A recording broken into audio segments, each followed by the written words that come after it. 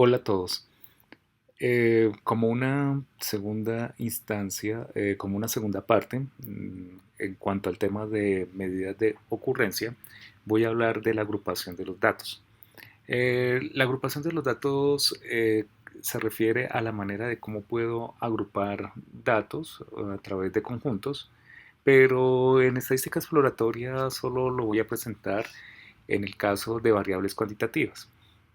Pensando en variables cuantitativas, la mejor forma de hacerlo es a través de intervalos matemáticos tal cual como lo ve uno en un curso de cálculo, y a partir de esta forma de agrupamiento se puede pensar en una tabla de frecuencia como el que aparece aquí en este esquema, en el que uno puede pensar como rótulo de la tabla el nombre de la variable. Puede pensar uno en tres columnas. La primera columna hace las veces de lo que se llama la marca de clase, que ahora lo comento. La segunda columna es el intervalo de los datos agrupados. Y la tercera columna está consignado las ocurrencias de cada uno de los intervalos. Y como es usual en tablas de frecuencia, en la última línea se totaliza la ocurrencia o la frecuencia. Con respecto a los intervalos, aunque lo dije hace un momento, los intervalos pueden ser cualquier intervalo matemático conocido. Eh, lo usual es considerar los intervalos semiabiertos, cerrados en el límite inferior, abiertos en el límite superior. Esos son los intervalos que se consideran acá. Eh, lo, lo más usual, pero no significa que tengan que ser así. La marca de clase que mencioné, que es las M's que están asociadas a cada uno de los intervalos aquí en este esquema general, es el resultado de hacer esta operación, de tomar los límites del intervalo, es decir, el límite inferior y el límite superior, sumarlos y dividirlo por 2. El resultado es lo que llamamos la marca de clase asociado a cada uno de los intervalos. La marca de clase tiene como objetivo representar a todos los datos del intervalo, y si se necesita, cada una de estas marcas de clase se va a convertir en datos dentro de la variable para hacer ciertas operaciones. Ya concretamente a lo que se refiere a la construcción de intervalos, pensando en datos cuantitativos, no existe esa regla matemática o no existe ese método que le diga a uno que de esta forma es que se construyen los intervalos o la forma de agrupar datos en variables cuantitativas. Sin embargo, pues hay una manera de hacerlo basado en la regla de Sturges. Eh, la regla de Sturges ahora lo comento, pero a partir de esta regla se concibe una manera de cómo construir intervalos y hacer agrupamiento de los datos de tipo cuantitativo. Pensando ahora en cómo se hace el agrupamiento de datos basados en la regla de Sturges, o en otras palabras, la manera de cómo construir intervalos en variables cuantitativas, eh, creando intervalos a partir de la regla de Sturges. Normalmente hay cuatro pasos generales que los voy a comentar y después presento ejemplos de cómo se puede hacer el agrupamiento basado en esta regla. El primer paso es determinar el rango de los datos. Se considera el mínimo de los datos, el máximo de los datos, y se calcula el rango, que no es otra cosa que el máximo menos el mínimo. En un segundo paso es determinar la cantidad de intervalos de la misma longitud utilizando las reglas de Sturges. Esto es realmente lo que se llama la regla de Sturges. La fórmula matemática o la propuesta de cómo se puede saber la cantidad de intervalos dado el número de datos que tiene una variable. Y entonces está basado en esta operación matemática que es si k representa la cantidad de números de intervalos y n el número de datos, pues aplicando esta regla se obtiene un aproximado de cuántos intervalos se pueden construir a partir de la cantidad de datos. Muy seguramente ustedes en algunas otras fuentes la conocerán como 1 más 3.32 logaritmo en base 10 de n, pero ese valor de 3.32 es el valor aproximado de 1 sobre el logaritmo en base 10 de 12. Un tercer paso es determinar la longitud de cada intervalo.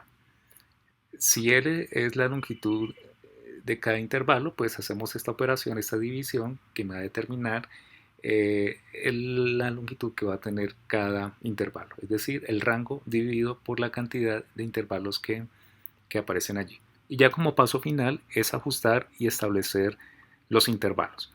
Quiero aclarar que aquí no utilizo el término exactamente calcular, sino la mayoría de los pasos utilizo el término determinar, porque esta regla es flexible en cuanto a que a pesar de que se hacen los cálculos, se pueden hacer aproximaciones y ciertos ajustes para acomodar y obtener ya los intervalos definitivos. Es parte del procedimiento. Como les dije hace un momento, no existe esas leyes matemáticas que me ayuden a determinar de manera definitiva cómo se hacen los intervalos, pero esta técnica o este procedimiento basado en la regla de Stargers es una forma de hacerlo. En los ejemplos vamos a ver cómo podemos hacer establecer intervalos o agrupamientos de datos a través de intervalos. Como un primer ejemplo, tenemos una variable que se llama tiempo en minutos que toma hacer un tipo de ejercicio en un gimnasio. A un grupo de personas se le toma en minutos cuando toma hacer un tipo de ejercicio que está condensado en esta tabla, 16 personas. En primera instancia, pues se le toma una tabla de frecuencia común y corriente, ya que se trata de variables de una variable discreta. Entonces ahí están los datos ordenados de menor a mayor, orden numérico, la frecuencia absoluta o la frecuencia de conteo y la frecuencia relativa en porcentaje. Entonces aquí están los respectivos valores. Digamos que por alguna razón se necesita condensar un poco más esta tabla y se decide hacer agrupamientos de la información por intervalos y de una vez se quiere hacer una tabla de frecuencia. Entonces, de acuerdo al procedimiento basado en la regla de Stargers, aquí vemos una propuesta de agrupamiento de la información. Entonces se consideró el mínimo de los datos, que son 10 minutos, el máximo, que es 24, se calculó el rango, se aplicó la regla de Stargers para saber cuántos intervalos se pueden calcular. Aparece un valor de 4,99 que se puede redondear a 5, sugiere 5 intervalos, y aplicando también la fórmula se determina que la longitud de estos intervalos son de 2,8 aproximadamente, que eventualmente lo puedo redondear a 3, que fue lo que se hizo para el ejemplo.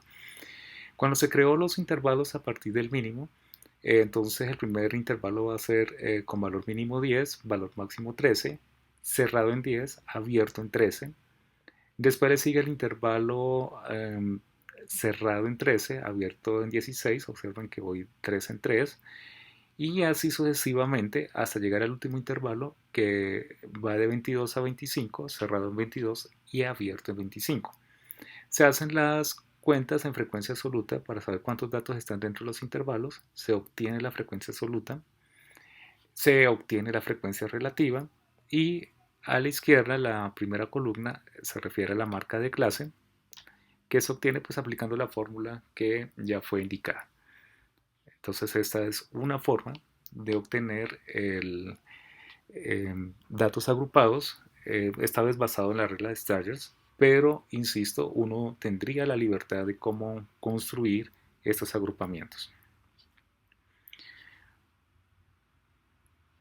Aquí a continuación hay un segundo ejemplo, y es un ejemplo que voy a aprovechar ya que se trata de una variable cuantitativa de tipo continuo, y voy a por un lado presentar el cómo se puede hacer agrupamiento de la información por intervalos, y de paso el cómo hacer tablas de frecuencia para este tipo de variables, ya que la estadística sugiere que para variables cuantitativas se recomienda hacer las tablas de frecuencia por agrupamientos de la información.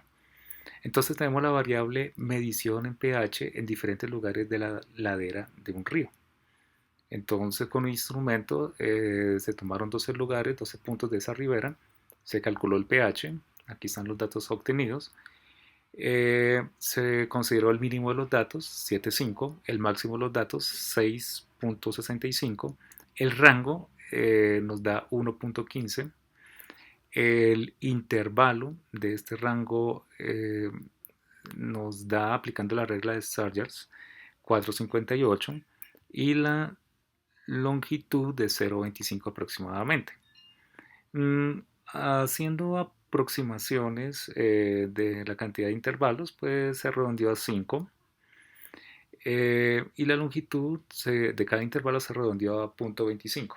De ahí se empezaron a construir los intervalos y el primer intervalo aparece 7.5 hasta 7.75, el segundo intervalo de 7.75 a 8, el siguiente intervalo de 8 a 8.25 y así sucesivamente hasta llegar al último que es 8.5 a 8.75. Observen que mantiene la propuesta de que el límite inferior se incluye pero el límite superior no. Se hacen las cuentas y salen los 12 datos, aparece la frecuencia relativa correspondiente y aparece el cálculo de las marcas de clase correspondiente. Entonces, por un lado, tenemos otro ejemplo de cómo se construye el agrupamiento de datos y por el otro lado, la manera de cómo se construye tablas de frecuencia en variables continuas. En el siguiente video voy a hablar de una tercera parte de medidas de ocurrencias a lo que se refiere con frecuencia acumulada. Muchas gracias.